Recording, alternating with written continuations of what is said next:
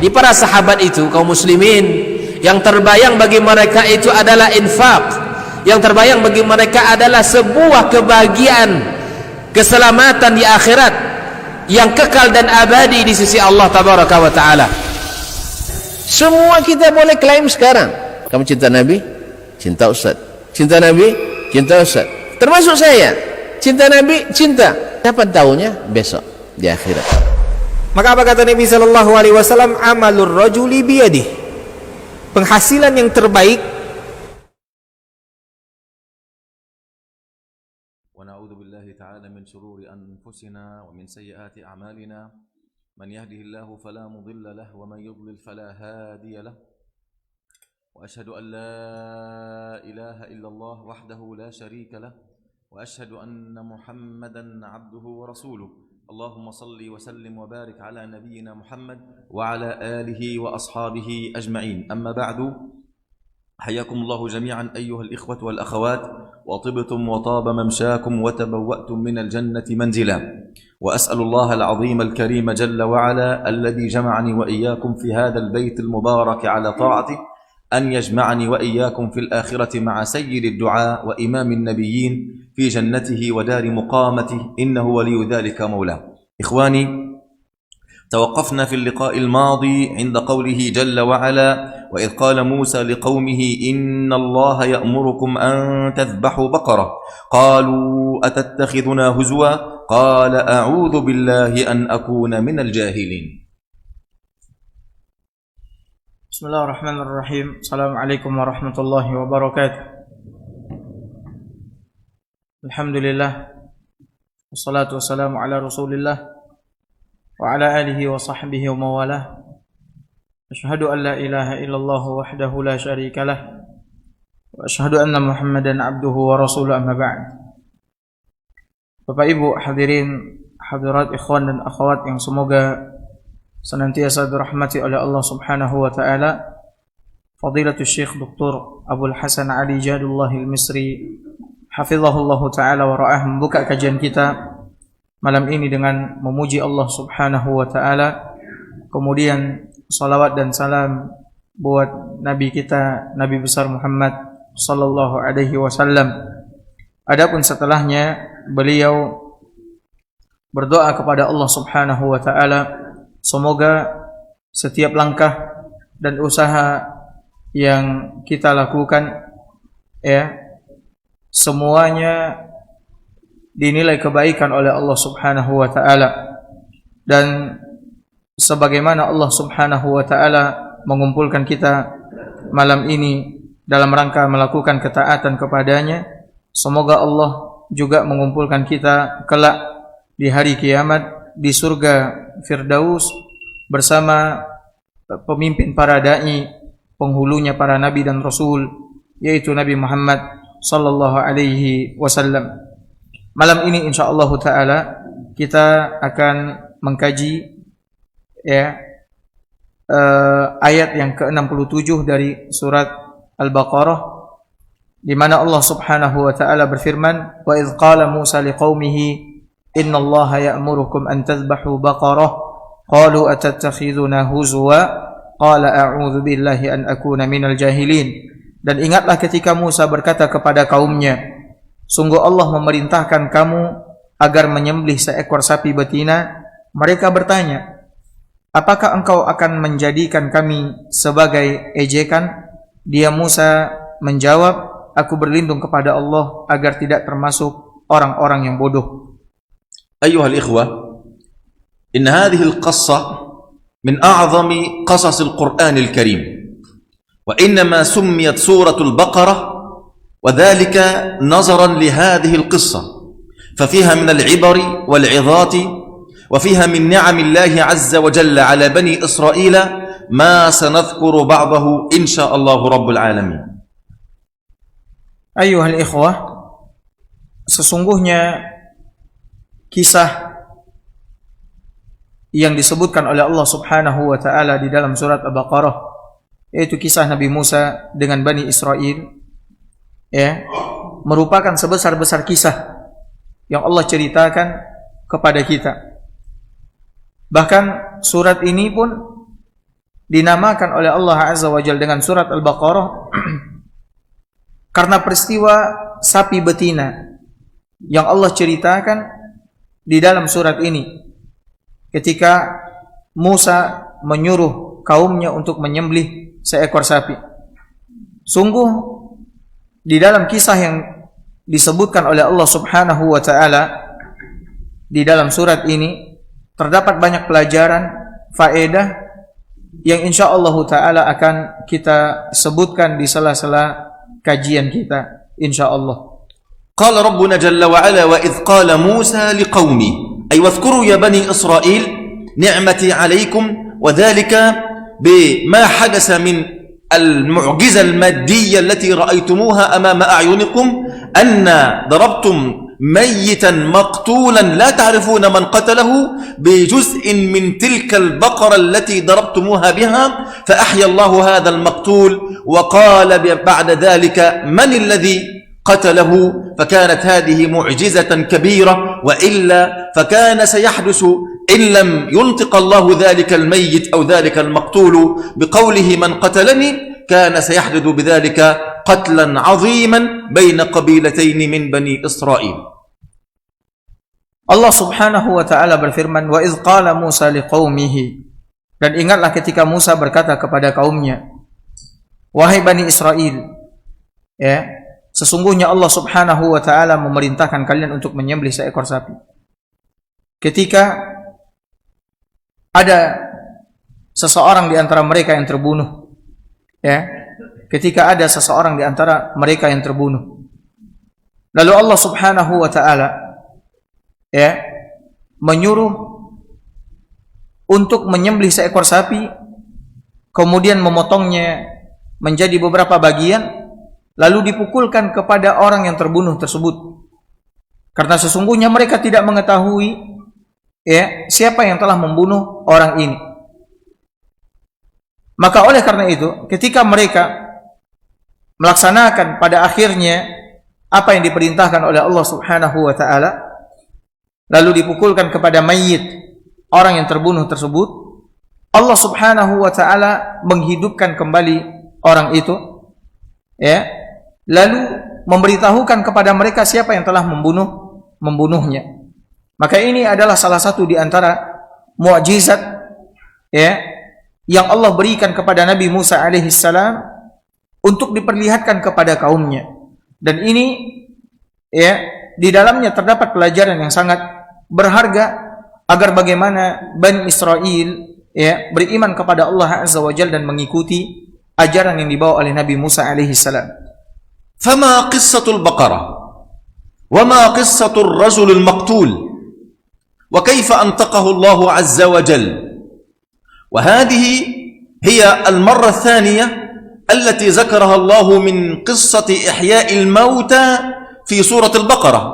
قلنا أن الله ذكر في إحياء الموتى أو قصة البعث من الأشياء المادية المشاهدة ما يقرب من 5 مرات. هذه هي المرة الثانية التي قد ذكرها ربنا جل وعلا في إثبات قضية البعث. Maka seperti apa kisah sapi betina ini? Dan seperti apa kisah ya lelaki yang terbunuh yang Allah ceritakan di dalam Al-Quran, khususnya di dalam surat Al-Baqarah ini? Bagaimana Allah Subhanahu wa ta'ala kembali menghidupkan orang yang terbunuh tersebut sebagai bentuk mukjizat yang Allah berikan kepada Nabi Musa untuk dilihat oleh Bani Israel.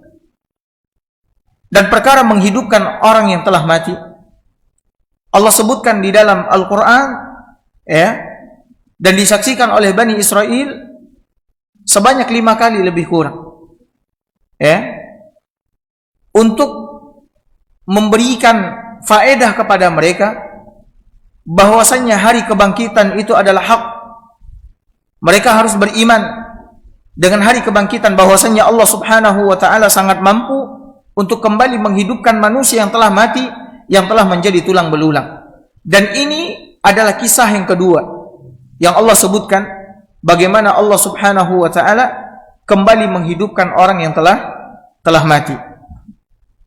أيها الإخوة، نذكر الآيات أولا ثم بعد ذلك نذكر القصة على سبيل التفصيل. وإذ قال موسى أي واذكروا يا بني إسرائيل نعمتي عليكم حينما قال موسى لقومه إن الله يأمركم. إضافة القوم إلى موسى من باب أنه ناصح لهم، فالذي من داخل القوم لا يقول لهم أمرا إلا ما فيه مصلحة لهم. وإذ قال موسى لقومه إن الله يأمركم، قدم موسى الأمر بالله عز وجل أن الآمر هو الله، ذكر موسى أن الذي أمركم هو الله وليس موسى، وإن كان الذي أمر هو موسى عليه السلام فموسى إنما هو رسول رب العالمين، يجب طاعته فيما أمر واجتناب ما نهى عنه وزجر، يجب تعزيره وتصديقه والوقوف بجانبه. إلا أن موسى يعلم أن بني إسرائيل قوم بهت لا يتعاملون مع الأنبياء بأدب ولا بتعزير ولا بتوقير، فحينئذ ذكر الآمر في بداية الأمر وهو الله رب العالمين، قال إن الله يأمركم. Baik. Kita akan melihat kembali ayat yang ke-67 ini. Allah Subhanahu wa taala berfirman, wa iz qala Musa liqaumihi, dan ingatlah ketika Musa berkata kepada kaumnya. Ya. Dinisbatkannya kaum tersebut yaitu Bani Israel kepada Musa, disandarkan kepada Musa. Ya. Karena Musa alaihi salam termasuk di antara orang-orang yang telah menolong mereka. Sehingga ini adalah kemuliaan untuk Bani Israel. Bagaimana Musa alaihi salam ya berdiri bersama mereka, sabar di dalam menghadapi mereka, kemudian membela mereka, menolong mereka dan seterusnya. Ini adalah kehormatan untuk Bani Israel ketika Allah Subhanahu wa taala menyandarkan mereka kepada Musa alaihi salam. Dan ingatlah ketika Musa berkata kepada kaumnya, yaitu kaum Musa. Ya. Lalu Allah Subhanahu wa taala mengatakan, "Innallaha ya'murukum." Sesungguhnya Allah Subhanahu wa taala menyuruh kalian. Musa alaihi salam ketika berkata kepada kaumnya, dia mengawali kalimatnya dengan menyebutkan nama Allah Subhanahu wa taala. Sesungguhnya Allah menyuruh kalian.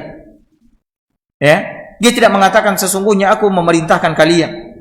Tapi dia katakan sesungguhnya Allah menyuruh kalian, memerintahkan kalian. Sebenarnya kalau Musa alaihi salam berkata sesungguhnya aku menyuruh kalian, memerintahkan kalian, maka ini sebenarnya sudah cukup bagi Bani Israel. Kenapa? Karena wajib bagi mereka untuk mentaati apapun yang diperintahkan oleh Nabi atau Rasul yang diutus kepada mereka. Wajib untuk mendengarkan, mengikuti, melaksanakan apapun yang diperintahkan oleh para Nabi dan Rasul. Karena perintah mereka berasal dari Allah Subhanahu wa ta'ala. Akan tetapi Musa alaihi salam tahu, kalau sekiranya dia mengatakan sesungguhnya aku menyuruh kalian, maka mereka tidak akan mendengarkan ucapan Musa. Ya, mereka tidak akan mendengarkan apa? Ucapan Musa alaihi salam, sehingga Musa mengatakan kepada mereka, innallaha ya'murukum. Sesungguhnya Allah memerintahkan kalian. Karena Musa mengetahui bagaimana buruknya muamalah Bani Israel terhadap para nabi dan rasul. Bagaimana kebangkangan mereka, kedurhakaan mereka, kekufuran mereka kepada para nabi dan rasul yang diutus oleh Allah Azza wa Jalla kepada mereka. Qauluhu ta'ala innallaha ya'murukum an tadhbahu baqarah. قالها في جواب ذكره في آخر القصة، وهو قوله تعالى وإذ قتلتم نفسا فادارأتم فيها والله مخرج ما كنتم تكتمون، أي أمركم الله أن تذبحوا بقرة وذلك للنفس التي قتلتموها أو قتلت بينكم ثم ادارأتم يعني تدافعتم. هذا يقول تلك القبيلة التي قتلته، وهؤلاء يقولون بل تلك القبيلة التي قتلته، وهؤلاء يقول بل أنتم الذين قتلتموه. وكانت الحرب أن تنشب بينهم والقتال أن يكون على أشده. حينئذ أمرهم الله عز وجل على لسان نبيه قال موسى عليه السلام إن الله يأمركم أن تذبحوا بقرة. Allah Subhanahu wa taala berfirman, "Innallaha ya'murukum an tadhbahu baqarah."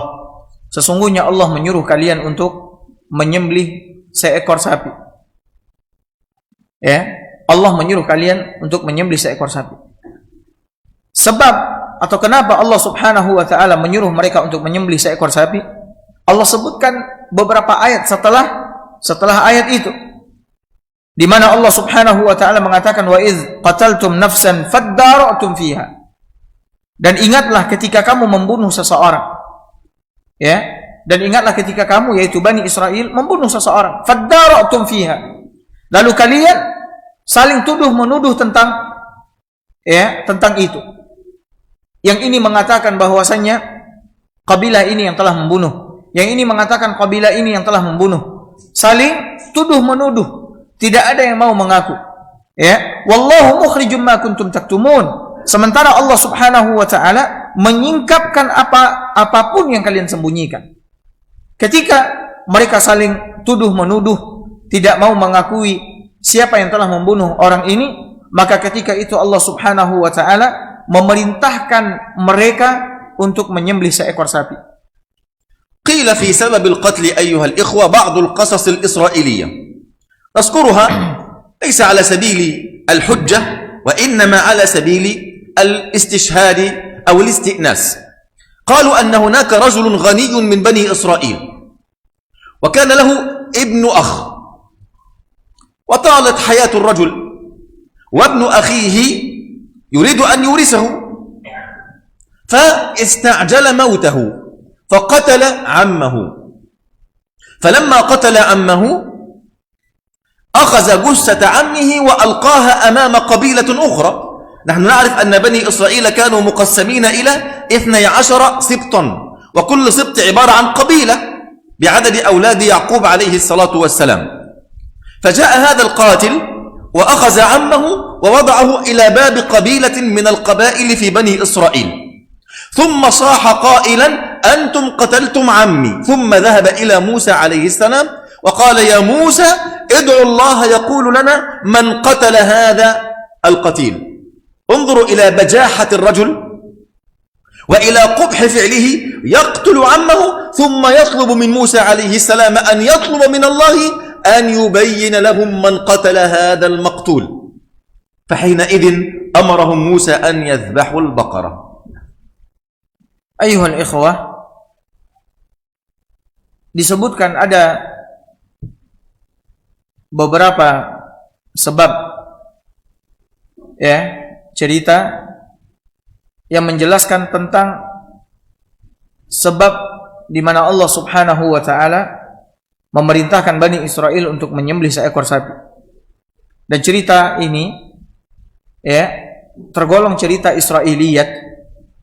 Kita, kata Syekh, tidaklah menyebutkannya atas dasar menjadikan cerita ini sebagai hujjah, akan tetapi untuk menguatkan saja, untuk memberikan tambahan keterangan kepada kita terhadap sebab kenapa Allah Subhanahu wa taala memerintahkan Bani Israel untuk menyembelih seekor sapi. Disebutkan bahwasanya di kalangan Bani Israel ada seorang yang kaya raya, dan dia merawat keponakannya satu orang. Orang ini memiliki keponakan, anak dari saudaranya yang berada di sisinya. Dan anak ini ingin mewarisi semua harta pamannya ini. Ingin mewarisi semua harta pamannya ini. Sehingga karena dia tidak tahan, akhirnya dia bunuh pamannya. Setelah dia bunuh, maka jasad pamannya dia bawa dan dia letakkan di tempat salah satu dari 12 kabilah Bani Israel. Karena Bani Israel itu terdiri dari 12 kabilah, sesuai dengan anak cucu keturunan Yakub alaihi salam. Ketika dia taruh di salah satu daerah kabilah Bani Israel, kemudian dia berteriak mengatakan, kalian telah membunuh pamanku. Kalian telah membunuh pamanku. Kemudian dia datang kepada Musa alaihi salam,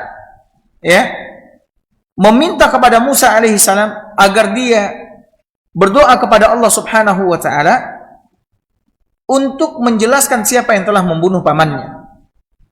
Perhatikan bagaimana busuknya perbuatan anak ini. Dia menginginkan harta pamannya, dia bunuh.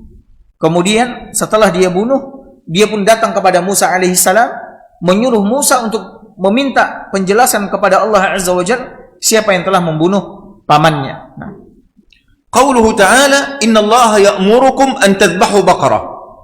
بقرة هنا نكرة في سياق الإثبات يفيد الإطلاق، يعني أي بقرة تجدونها اذبحوها، أي بقرة بدون وصف ولا قيد ولا ضابط، أيما يطلق عليه كلمة بقر خذوا منها واحدة واذبحوها. حينئذ قالوا يا موسى أتتخذنا هزوا، أي أتجعلنا محل استهزاء بالناس؟ ما علاقة المقتول بالبقرة بذبح البقرة؟ وهنا يظهر فائدة أيها الإخوة، ليس كل أوامر الله عز وجل توافق المعقول، ليس كل أوامر الله توافق المعقول. لذلك حينما يأتيك الأمر من الله عز وجل لا تبحث كثيرا عن الحكمة ولا عن علاقة هذا الأمر بالعقل، فكثيرا من الأوامر التعبدية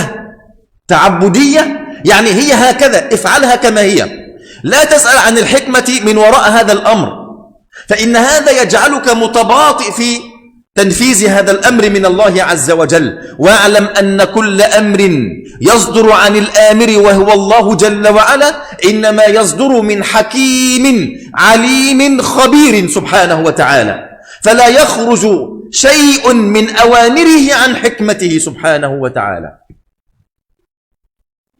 Firman Allah Subhanahu wa taala, "Innallaha ya'murukum an tadhbahu baqarah." Sungguh Allah memerintahkan kalian agar menyembelih seekor sapi betina. Kata baqarah ini adalah kata nakirah di dalam bahasa Arab. Kata nakirah yaitu lawan dari kata ma'rifah. Ya.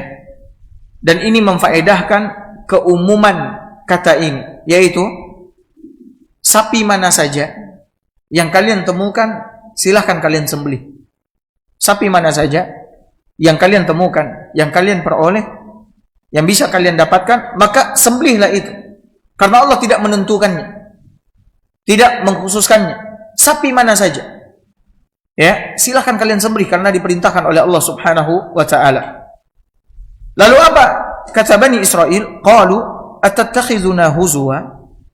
Mereka berkata, wahai Musa, apakah engkau menjadikan kami sebagai bahan ejekan, sebagai bahan olok-olokan? Apa hubungannya orang yang terbunuh ini dengan menyembelih seekor sapi? Ya, apa hubungannya orang yang terbunuh dengan menyembelih seekor sapi? Perhatikan bagaimana kebangkangan Bani Israel kepada Nabi yang diutus oleh Allah Azza wa Jalla ke tengah-tengah mereka. Mereka setiap kali mendapatkan perintah dari Nabi yang berasal dari Allah Subhanahu wa taala, selalu mereka kembalikan kepada akal mereka. Ya, mereka kembalikan kepada apa? Akal mereka. Dan Syekh mengatakan, dan ini mesti dipegang erat-erat, kaidah bahwasanya tidak semua perintah-perintah Allah Subhanahu wa taala, ya, tidak semua perintah-perintah Allah Subhanahu wa taala yang bisa dicerna oleh akal kita, tidak semuanya. Ya. Maka jangan semua perintah Allah yang datang kepada kita kemudian kita lemparkan kepada akal kita. Kalau masuk di akal, dapat dicerna oleh akal, kita kerjakan. Kalau tidak dapat dicerna oleh akal, kita tinggalkan. Maka ini adalah cara beribadah yang keliru kepada Allah Azza wa Jalla.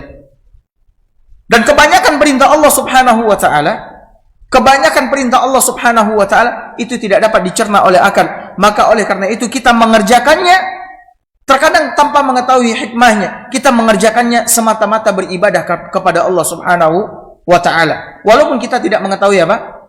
Hikmahnya. Walaupun perintah tersebut tidak dapat dicerna oleh akal kita. Maka oleh karena itu, Syekh mengatakan, jangan setiap perintah yang datang kepada kita dari Allah Subhanahu wa taala, kita selalu berusaha untuk mencari hikmahnya. Ya, hikmahnya. Sehingga pada akhirnya apa? Pada akhirnya kita terlambat di dalam menjalankan perintah Allah Subhanahu wa taala. Kenapa? Karena kita tidak kunjung mendapatkan dan menemukan hikmah dari perintah Allah Subhanahu wa taala tersebut. Akan tetapi sikap kita seharusnya bagaimana? Ketika datang perintah Allah Subhanahu wa taala kepada kita, maka hendaklah kita mengerjakannya, baik perintah tersebut dapat dicerna oleh akal atau tidak dicerna oleh akal. Baik kita mengetahui hikmahnya ataupun kita tidak mengetahui hikmahnya. Ya, kerjakan perintah tersebut atas dasar ibadah kepada Allah Subhanahu wa taala. Maka oleh karena itu, Syekh mengingatkan kepada kita, jangan semua perintah Allah Subhanahu wa taala yang datang kepada kita harus mencari tahu terlebih dahulu hikmahnya apa, atau kita melemparkannya terlebih dahulu kepada akal kita. Karena kebanyakan perintah Allah Subhanahu wa taala tidak dapat dicerna oleh akal kita, dan Allah Subhanahu wa taala menutupi hikmahnya dari kita. Yang jelas yakini dan sadari bahwasannya perintah yang datang kepada kita itu bersumber dari perintah yang maha besar, yaitu Allah Subhanahu wa taala yang maha mengetahui, yang maha bijaksana, lagi maha berpengalaman, lagi maha memiliki ilmu yang sangat luas, sehingga tidak ada satupun perintah Allah Subhanahu wa taala yang keluar dari kebijaksanaan Allah Subhanahu wa taala sebagai zat yang maha besar. مثل ماذا أيها الإخوة؟ الصلوات الخمس، لماذا هي 5 وليست 7 أو 10 أو 15؟ حكمة غير معقولة. طيب لماذا الصبح ركعتان فقط وليس 3 وليس 4؟ لماذا الظهر 4 ركعات؟ حكمة غير معقولة. لماذا المغرب 3 ركعات فقط؟ حكمة غير معقولة. أركان الحج كلها غير معقولة المعنى، غير معقولة المعنى. كل أركان الحج من السعي بين الصفا والمروة، الطواف بالكعبة، تقبيل الحجر الأسود، لبس الإحرام، كل هذا حكمة غير معلومة ليبتلي الله عز وجل العباد. إذا كانت معقولة المعنى وكل الناس يتلمسون الحكم والعقل من هذا الأمر، إذن أين الإيمان بالغيب؟ هذا هو المسألة. إيماننا قائم على أكبر ركن هو الإيمان بالغيب. فلذلك الله خبأ المعنى الحكمي أو العقلي في كثير من التعبدات والتشريعات ليختبر إيمانك بالغيب. لذلك في أول آيات في سورة البقرة ألف لام ميم ذلك الكتاب لا ريب فيه هدى للمتقين. خلاص، لا ريب، لا شك، كل هدى للمتقين الذين يؤمنون بالغيب. إذن هذا الدين كله قائم على الإيمان بالغيب. فليس في كل أمر من أوامر الله تتلمس معنى تعبديا أو أقصد تتلمس معنى عقليا يتوافق مع عقلك. فلا بد من الإيمان المطلق لحكمة الله ولأمر الله عز وجل. فإذا في أثناء الطريق ظهرت لك حكمة ما آمنا، إذا لم تظهر آمنا وطبقنا. Contohnya apa? Hadirin hadirat, seperti salat 5 waktu sehari semalam.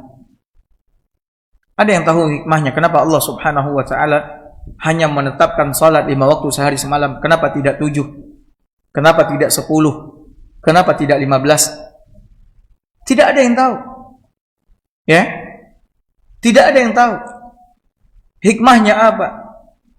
Kemudian bisakah dicerna oleh akal kita? Kemudian kenapa salat subuh 2 rakaat? Kenapa tidak 3? Ya. Kemudian kenapa salat zuhur 4 rakaat? Kenapa tidak 2? Ketika kita tengah letih-letih bekerja. Ya. Kenapa salat maghrib 3 rakaat? Kenapa tidak 5? Ketika kita sudah menyelesaikan semua urusan kita. Ya. Ini kita tidak mengetahui hikmahnya. Dan tidak bisa kita cerna apa tujuannya di situ. Allah tetapkan itu segini, segitu, tujuannya apa? Hikmahnya apa? Faedahnya apa? Ya. Contoh lagi seperti misalkan haji, umrah. Ya. Perhatikan rukun-rukun haji, rukun-rukun umrah, mengenakan ihram, mengerjakan tawaf, ya. Kemudian sa'i antara Safa dan Marwah. Hikmahnya apa? Tujuannya apa? Nah, kalau kita cerna dengan akal kita, ya gunanya apa itu semua? Ya, nggak ada yang tahu. Allah Subhanahu wa taala sembunyikan dari kita hikmahnya, ya, sehingga kita tidak dapat mencerna maksud, tujuan, faedah dari itu semua. Makanya oleh karena itu, kenapa kita beribadah kepada Allah Subhanahu wa taala, ya, tanpa harus mengetahui terlebih dahulu hikmah, tujuan, faedah, maknanya apa? Karena itu adalah ujian dari Allah Subhanahu wa taala. Allah ingin menguji kita. Apakah kita lebih mendahulukan Allah Subhanahu wa taala atau kita lebih mendahulukan hawa nafsu dan akal kita? Ya, sehingga setiap perintah Allah Subhanahu wa taala yang datang kepada kita, kita harus melemparkannya terlebih dahulu kemana? Kepada akal kita. Kemudian kita perintahkan akal kita untuk mencernanya, mencari tahu tujuan, makna, hikmah, gunanya apa, faedahnya apa. Sehingga apa yang sesuai dengan akal kita baru kita kerjakan, yang tidak sesuai maka kita tunda dulu pengerjaannya. Maka bukan untuk itu Allah Subhanahu wa taala menurunkan syariatnya, ya, menyuruh kita untuk beribadah kepadanya. Akan tetapi Allah menyuruh kita untuk beribadah tanpa mengetahui, dengan menyembunyikan hikmah, tujuan dan maknanya adalah sebagai ujian buat kita. Mana di antara kita yang beriman kepada perkara yang gaib? Mana di antara kita, siapa di antara kita yang beriman kepada perkara yang gaib? Beriman kepada Allah Subhanahu wa taala yang gaib, beriman kepada hikmah, tujuan, makna yang disembunyikan oleh Allah Subhanahu wa taala dari mereka. Ketika Allah Subhanahu wa taala menyuruh mereka untuk mengerjakan sesuatu atau melarang mereka dari mengerjakan sesuatu. Makanya oleh karena itu, pokok keimanan adalah iman terhadap perkara yang gaib. Sehingga Allah Subhanahu wa taala di awal surat Al-Baqarah menyebutkan sifat yang pertama dari sifat orang-orang yang bertakwa adalah beriman kepada perkara yang gaib. Allah mengatakan alif lam mim dzalikal kitabu la raiba fihi hudal lil muttaqin allazina yu'minuna bil ghaib. Alif lam mim, itulah kitab yang tidak ada keraguan di dalamnya. Kita enggak boleh ragu. Ya, tidak ada keraguan di dalamnya, artinya kita harus mengimaninya secara mutlak. Ya, la raiba fi, tidak ada keraguan di dalamnya. Hudan lil muttaqin, petunjuk bagi orang-orang yang bertakwa. Siapa mereka orang-orang yang bertakwa? Alladzina yu'minuna bil ghaib. Itu mereka yang beriman kepada perkara yang gaib. Azan Isya. Azan Isya. Udah? Belum. Baik. Baik, kita dengarkan azan dulu.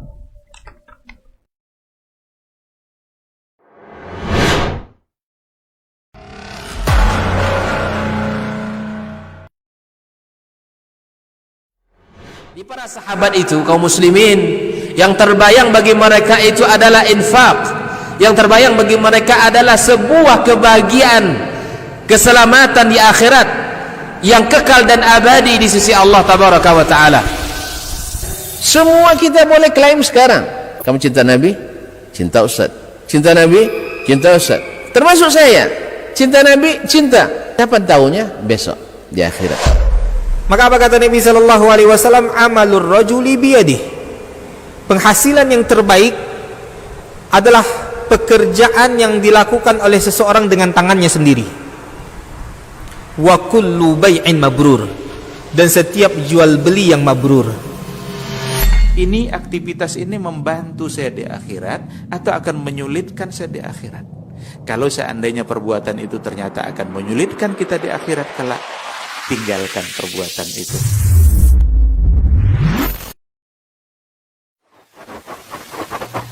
Barometer amal kita saleh tak salehnya di salat kita. Bila salat kita ikhlas dan sesuai dengan sunnah Nabi SAW, maka insya Allah amalan yang lain mengikuti.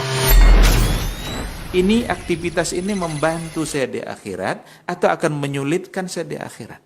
Kalau seandainya perbuatan itu ternyata akan menyulitkan kita di akhirat kelak, tinggalkan perbuatan itu.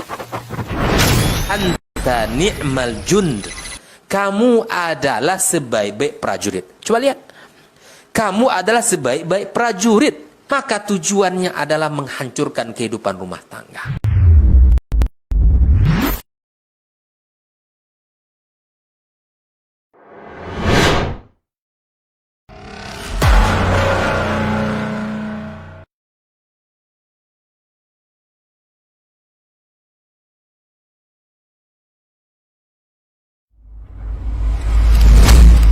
kalau Umar ini subhanallah yang diinginkannya itu generasi-generasi luar biasa, orang-orang hebat. Lalu kemudian apa yang dilakukan oleh Umar? Fa asta'miluhum fi ta'atillah, aku gunakan mereka ini di dalam ketaatan kepada Allah. Ketika kaum muslimin itu memiliki penyakit namanya wahan, yaitu hubbud dunya wa karahiyatul maut, cinta dunia dan takut akan kematian. Lalu Nabi menjawab dengan yang lebih penting. Apa itu? Madza a'adatta laha, apa yang engkau siapkan untuk kiamat itu. Bin Sulaiman tadi, inti yang bisa kita ambil apa? Solehkan diri kita. Solehkan diri kita sebelum mencari rezeki. Karena kalau kita tidak soleh, kalau kita tidak bertakwa kepada Allah Subhanahu wa ta'ala dalam mencari rezeki itu akan terasa sulit.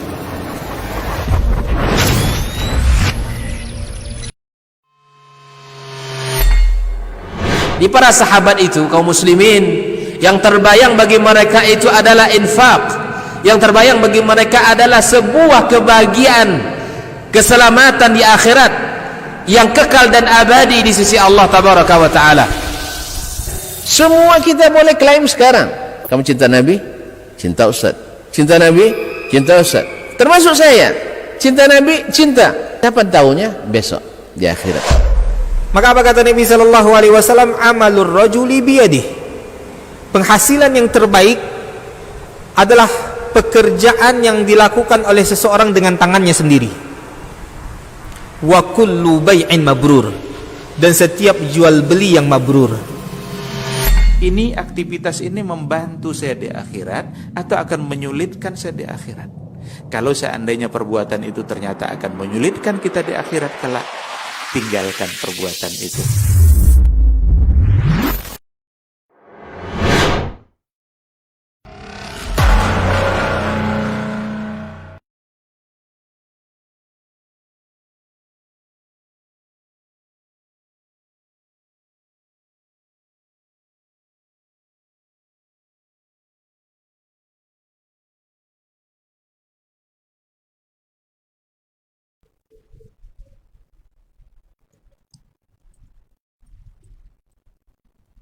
Alhamdulillahi Rabbil Alamin, wassalatu wassalamu ala nabiyyina Muhammad wa ala alihi wa ashabihi ajma'in.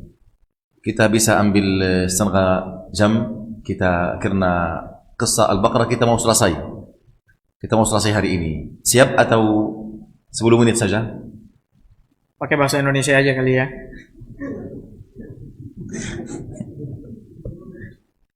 Siap atau tidak? Setengah menit, setengah jam. Siap? Baik, supaya kita insyaallah selesai kisah Al-Baqarah insyaallah. Baik. Qalu ya Musa atattakhiduna hizwa ay ataj'aluna mahall istihza' min an-nas ma 'alaqat al-maqtul bitilka al-baqarah قال موسى أعوذ بالله أن أكون من الجاهلين فالجاهل هو الذي يستهزئ بعباد الله أو يجعل عباد الله محل استهزاء بالبشر والعياذ بالله. نعم. Bismillah. Ketika Allah Subhanahu wa taala menyuruh mereka untuk menyembelih seekor sapi, mereka mengatakan kepada Musa alaihi salam, "Atattakhiduna huzwa?" Apakah kamu akan menjadikan kami sebagai bahan ejekan? Ya. Karena tidak ada hubungan antara orang yang terbunuh dengan sapi. Lalu ketika Musa alaihi salam mendengar itu dari mereka, Musa mengatakan, qala a'udzu billahi an akuna minal jahilin. Kata Musa, aku berlindung kepada Allah agar tidak termasuk orang-orang yang bodoh. Orang-orang yang bodoh adalah orang-orang yang mengejek ya manusia yang lain, yang merendahkan ya, kemudian menghinakan manusia yang lain. Makanya Musa berlindung kepada Allah Subhanahu wa taala dari termasuk ke dalam golongan orang-orang yang bodoh.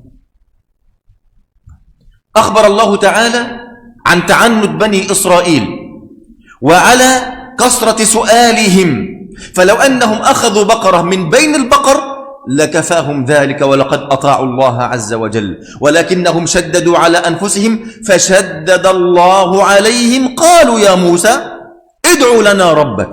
تخيل، ادعوا لنا ربك، ما قالوا ادعوا لنا ربنا.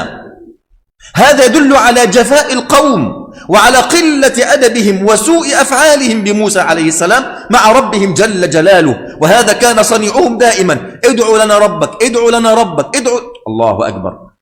تخيل ما قالوا ادعوا لنا ربنا. نعم. Kemudian setelah itu Allah Subhanahu wa taala menyebutkan bagaimana kebangkangan Bani Israel kepada Musa alaihi salam. Bagaimana kebangkangan mereka, keras kepalanya mereka, ya, dan ketidaktundukan mereka terhadap apa yang diperintahkan oleh Allah Subhanahu wa taala. Allah Subhanahu wa taala sebenarnya menyuruh mereka menyembelih sapi mana saja yang mereka temukan, yang mereka jumpai, silakan mereka sembelih. Akan tetapi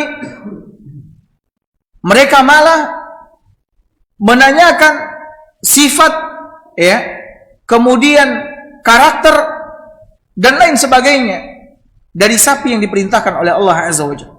Mereka mempersulit diri mereka sehingga Allah Subhanahu wa taala benar-benar mempersulit mereka. Mereka terus bertanya dan bertanya, tidak langsung mengerjakan apa yang diperintahkan oleh Allah Subhanahu wa taala. Sehingga mereka betul-betul kesulitan di dalam mencari sapi yang mereka awali dengan banyak bertanya.